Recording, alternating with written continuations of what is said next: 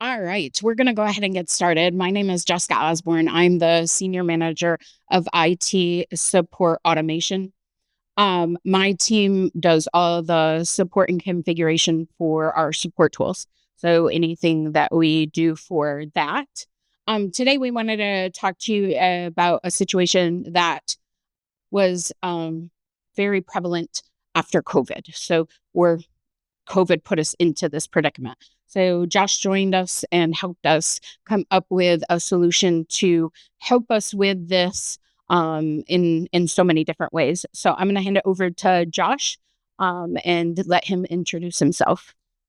Hi, thanks. My name is Josh Parnell, and I am the primary lead admin for Ivanti EPM at Randstad USA. I currently have a little over a dozen years experience in EPM, and today we are going to go through a story. So our agenda today, we got the COVID-19 scramble, the move to cloud-centric, a need to adjust, and continual improvement, because that continual improvement is always important in everything we do. So pre-COVID-19, we had 8,500 devices, 304 different branch locations, a limited workforce, and our patches were manued by WSUS. Life was good. Life was simple. We did network scans with SCCM. We used all the right tools, but everybody was in-house, so it was easy. We didn't have a problem with finding a device because you just scanned the network and found your device that way. Somebody called in and needed support and we didn't know their computer name, scan the network, find the computer name, those kinds of things. So it was super easy, just like everyone had that experience before COVID. Then we had the COVID scramble. Everybody had to be prepared to work from home. We had to connect with home networks. We had VPN access for the whole organization because prior to that, it was only given at need. A whole new fleet of laptops to replace desktops, and limited in-office support to ship and image machines. Life was hectic. It was not very good. And, to think about it, it's funny to see that we have on there to laptops to replace desktops. That was a true problem. So we had a number of desktops. We also had people who had laptops but didn't like working on a laptop. So they would go into the office and work on the desktops. So all of their information was on the desktop, all of that.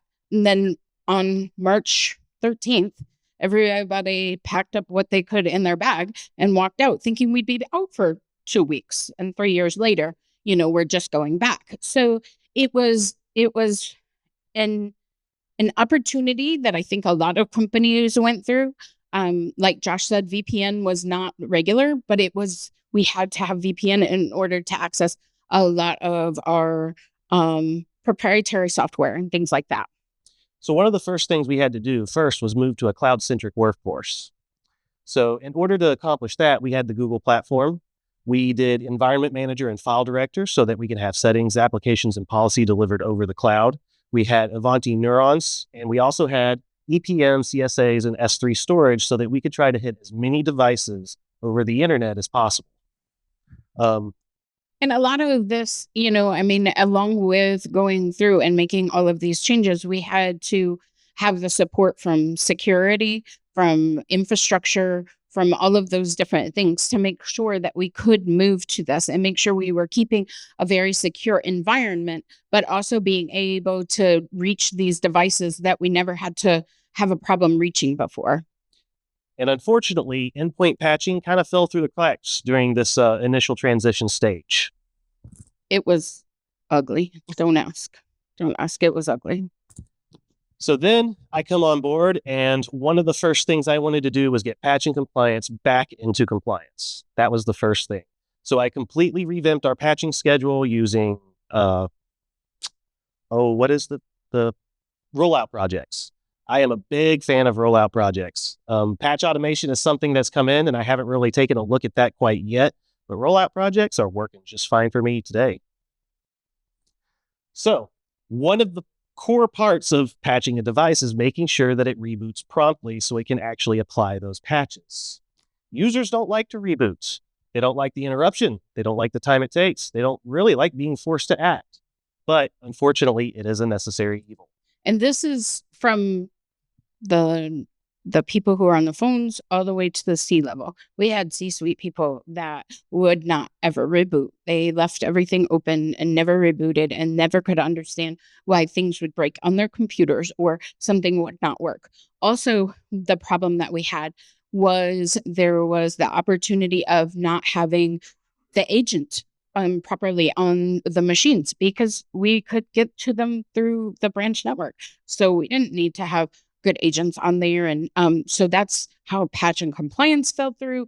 That's how all of this kind of stuff fell through. So in order to have a healthy agent, in order to be able to patch, in order to know where our fleet was, we had to do all of this, which included the reboots. The first thing we tried was to do reboot as necessary as an agent detection activity. And that worked for detecting when a reboot was necessary, but we found that it was a little bit too aggressive in how it prompted the users. Users really don't like having to reboot 3 or 4 times a day. They really don't like that one. And especially when you have people who now it was even more intense with Zoom calls and online meetings and sharing your screen. And, they're sharing their screen in the middle of a meeting. And all of a sudden, what happens is it pops up and they have to reboot. Oh, we got that. We got that one a lot.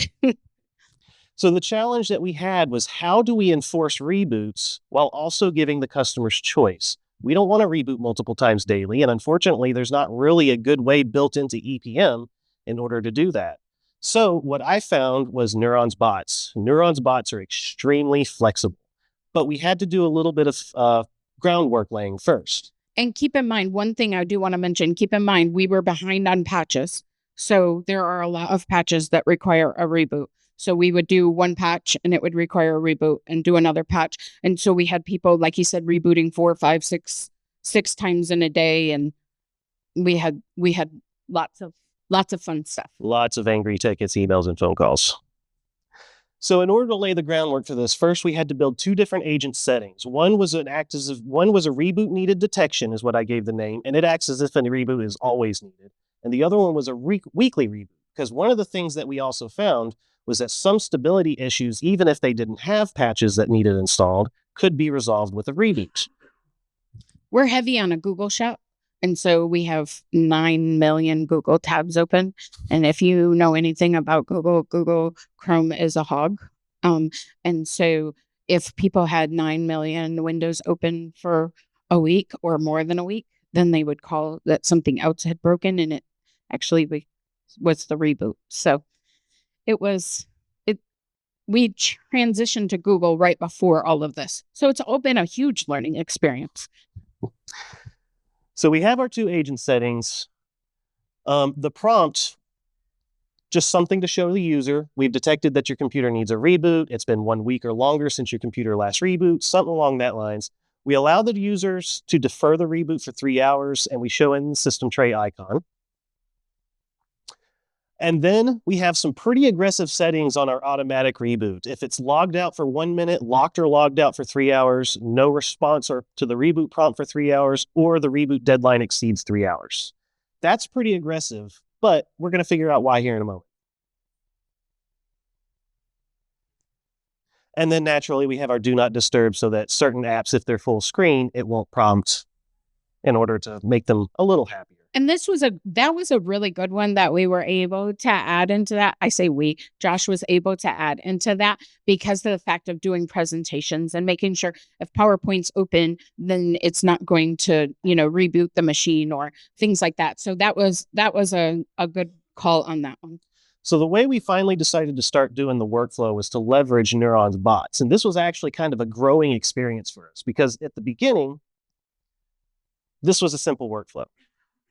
We check the device uptime. We filter those results so that the uptime, if it was greater than or equal to 7 days, we did a PowerShell action.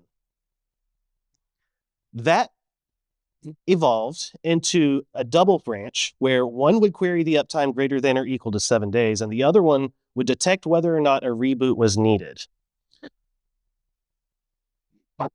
And from there, we scaled onto here. So this workflow does essentially the same thing. Check the device uptime, view our time. Unfortunately, it's in milliseconds, so Be prepared for math. In this one, we had two different filters. One was a pending reboot equals true, and the other one was an uptime greater than or equal to 1 day.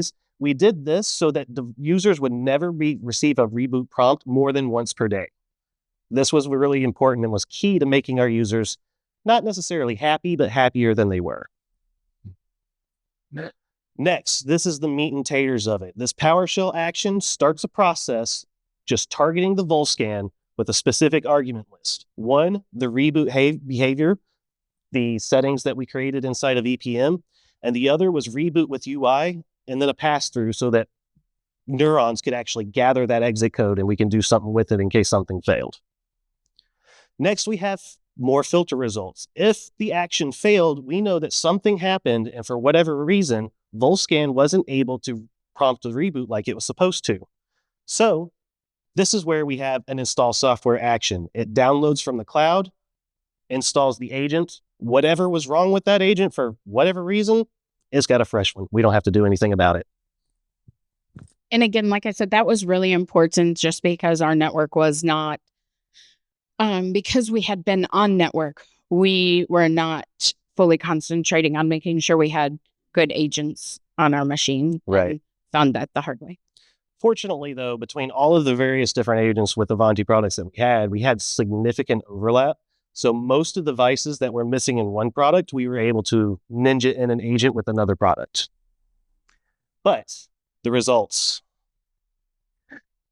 The end user feedback was awful, especially at the beginning. They hated the reboots.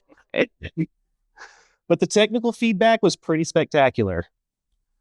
This is our October 2020 to September 22 performance-related metric tickets. These are all of the tickets that had a resolution where a reboot was necessary and that resolved a performance issue.